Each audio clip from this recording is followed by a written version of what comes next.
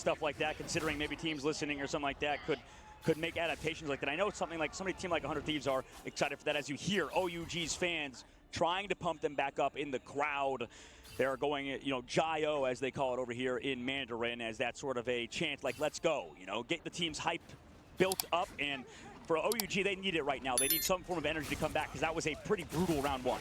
Agreed, and here we go. Damage reduction out from O-Line, trying to make a play with the last stand. Delena says, nope, that's not going to happen, as Delena is going to be on the Wolf. Up we go with the tackle, does not get too much purchase. Terra going to take out Molan, though, and they are going to be forced to retake and drop back, giving the point out early as Terra takes out Taro Cookie, and they are resetting now with OUG holding on to Ganbei's ultimate, soon to have Sfald and Hetlot, but on 100 Thieves, we have TTK ready, Terra very close, and Harvey, that again, 100 Thieves getting this point early, putting them in a great position. You know what team OUG reminds me of? It feels like a lot like Shroud X in the old days, right? Put sort of Terra over to the Star-Lord, sort of figuring things out. Right now, I do like putting Terra over to that Bucky, but they put Milan on the Star-Lord, putting him on the Punisher instead, playing full counter to the Thing. But when you focus so much on Vinny, I'm curious what the rest of 100 Thieves does.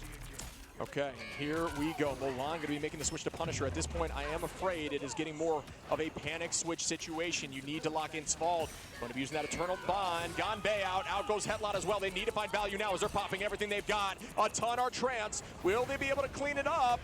Ooh, great drop right there onto Terra. Not able to get too much with that ultimate. Ooh, clobbering time! What a combination!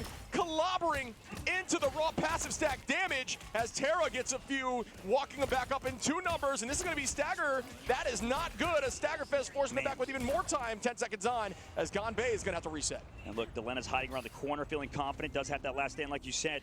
If I was OUG, this would feel so brutal. I mean, Ganbei's over to the Thing, Terra's now over to that Punisher. This team is lost at the current moment, trying to figure something out. It feels kind of hopeless for OUG. But if any team can do it, it's a team that was dominant for so long in China. OUG, pretty much last fight territory to keep the upper bracket hopes alive. 100 Thieves wants this win to prove that they still got what it takes and prove us wrong on our predictions. They know they can do it, as they are taking on a team that is storied. OUG is on their heels. 100 Thieves want this win as we begin another fight, which could be the final fight of this series. Out goes the tackle, Delena. He does have last stand. Out we go with the Psionic. Doesn't get too much value. Punisher is out, and down goes Terra. That is a good ult there by Taro Cookie, who now finds the space, looking at TTK.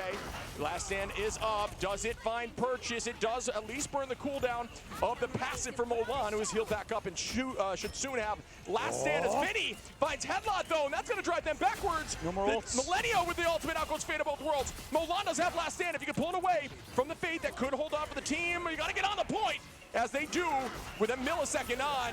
Oh, but my goodness. Waiting.